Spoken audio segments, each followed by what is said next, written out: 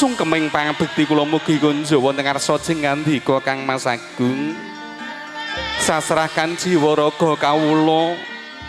Kula aturi anampi lan kawula sendika dawuh nglados panjenengan telados panjenengan purwa madya hingga wasana.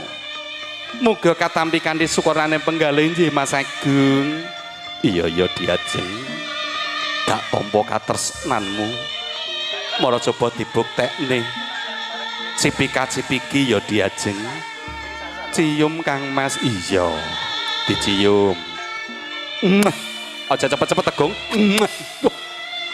Alon-alone Gung. Dadi si moto nah alon-alone. Nggih, ingkang junjung derajate Mas Agung ya ora apa-apa nggih. Garwanipun Kakang sing tak tresnani Diajeng Adinda Nurul.